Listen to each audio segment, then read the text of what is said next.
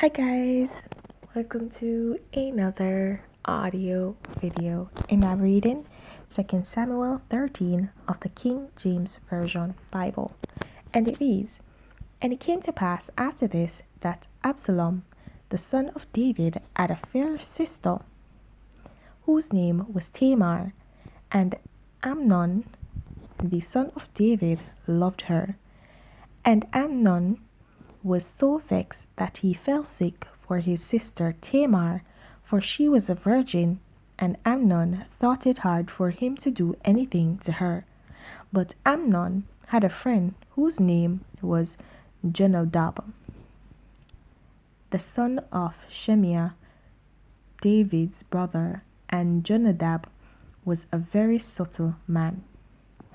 And he said unto him, Why art thou, being the king's son, lean from day to day? Wilt thou not tell me? And Amnon said unto him, I love Tamar, my brother Absalom's sister. And Jonadab said unto him, Lay thee down on thy bed, and make thyself sick, and when thy father cometh to see thee, say unto him, I pray thee, let my sister Tamar come and give me meat, and dress the meat in my sight, that I may see it, and eat it at her hand. So Amnon lay down and made himself sick. And when the king was come to see him, Amnon said unto the king, I pray thee, let Tamar my sister come, and make me a couple of cakes in my sight, that I may eat at her hand. Then David sent home to Tamar, saying, Go now to thy brother Amnon's house, and dress him meat. So Tamar went to her brother Amnon's house, and he was laid down. And she took flour, and kneaded it, and made cakes in his sight, and did bake the cakes. And she took a pan, and poured them out before him. But he refused to eat. And Amnon said, Have out all men from me. And they went out, every man from him. And Amnon said unto Tamar, Bring the meat into the chamber, that I may eat of thine hand. And Tamar took the cakes which she had made, and brought them into the chamber of Amnon her brother. And when she had brought them unto him to eat, he took hold of her, and said unto her, Come lie with me, my sister. And she answered him, Nay, my brother, do not force me, for no such thing ought to be done in Israel. Do not thou this folly. And I, whither shall I cause my shame to go? And as for thee, thou shalt be as one of the fools of Israel. Now therefore I pray thee, speak unto the king, for he will not withhold me from thee. Howbeit he would not hearken unto her voice, but, being stronger than she, forced her, and lay with her. Then Amnon hated her exceedingly, so that the hatred wherewith he hated her was greater than the love wherewith he had loved her. And Amnon said unto her, Arise, be gone. And she said unto him, There is no cause, this evil is sending me away is greater than the other that thou didst unto me. But he would not hearken unto her. Then he called his servant that ministered unto him, and said, Put now this woman out from me, and bolt the door after her. And she had a garment of divers colour upon her, for with such robes were the king's daughters that were virgins apparelled. Then his servant brought her out, and bolted the door after her. And Tamar put ashes on her head, and rent her garment of divers colours that was on her, and laid her hand on her head, and went on crying. And Absalom her brother said unto her, Hath Amnon thy brother been with thee? But hold now thy peace, my sister, is thy brother.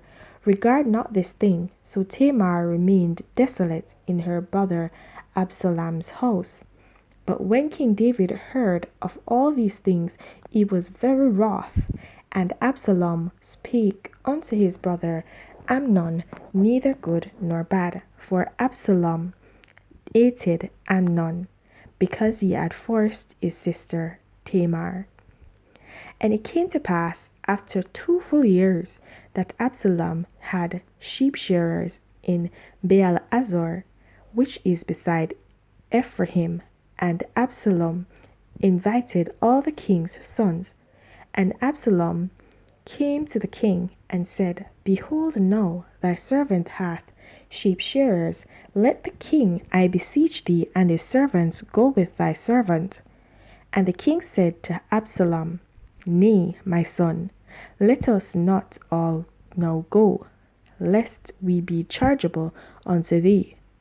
And he pressed him, howbeit he would not go, but blessed him. Then said Absalom, if not, I pray thee, let my brother Amnon go with us.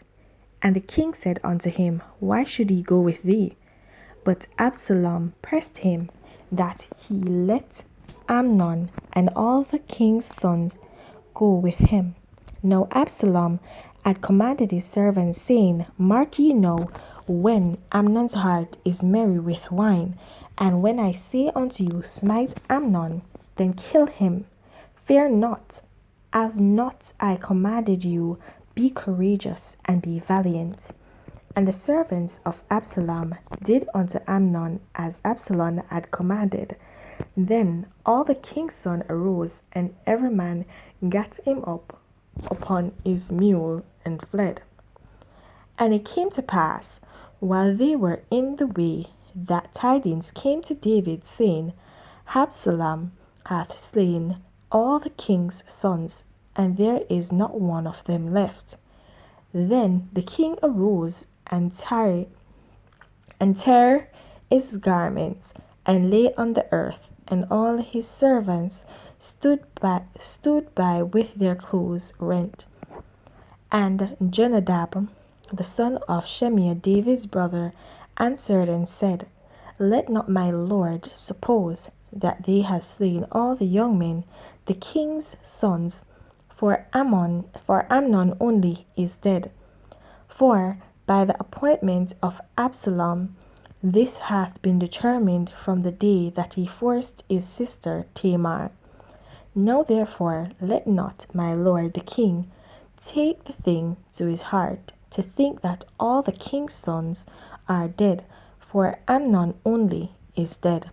And Absalom fled. And the young man that kept the watch lifted up his eyes and looked, and behold, there came much people by the way of the hillside behind him. And Jonadab said unto the king, Behold, the king's sons come, as thy servant said, so it is. And it came to pass, as soon as he had made an end of speaking, that behold, the king's son came, and lifted up their voice and wept. And the king also and all his servants wept very sore. But Absalom fled and went to Talmai, the son of Ammihud, king of Geshur. And David mourned for his son every day. So Absalom fled and went to Geshur, and was there 3 years. And the soul of King David longed to go forth unto Absalom, for he was comforted concerning Amnon, seeing he was dead. Alright, guys. So here we see another abominable act taking place where Amnon forced himself upon his sister Tamar. And I mean, it just always kind of gets to me to see how vile men can be, especially towards women. And I mean, I know that it has been something that has been occurring from the beginning of time. It's something that we basically was inflicted upon us because of the sin that Eve committed, the first sin. But when I look at it, this young lady, Tamar, she actually tried to reason with her brother, and he would not listen to her. And because he's a man and he's more powerful than her, he took advantage of that. He took his strength, he used his strength against her, and took her by force.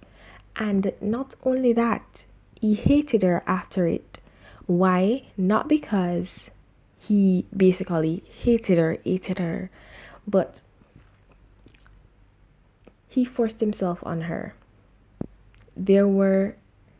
What happened was not of him per se, because I don't believe you just love somebody and then eat them a second after. But I think the Lord let him eat her so that he does not want to remain with her. And I think that it was an evil spirit that came upon him to make him do that. And so he couldn't control himself. So he basically plotted on how to actually commit that act. And not only that, he was encouraged also how to commit that act, that sinful act. And that just goes to show at times you need to be careful of the people who you receive counsel from. Not everybody that gives you counsel gives wives counsel. Not everybody that gives you counsel means you good either. So you need to take all of that into consideration. Okay? And if there's nothing else that you learn from this chapter, let it be to be careful of who you receive counsel from. That's very, very important. Very, very important, because it could mean life and death to you. Okay? Alright, guys. So I'm gonna leave you right there.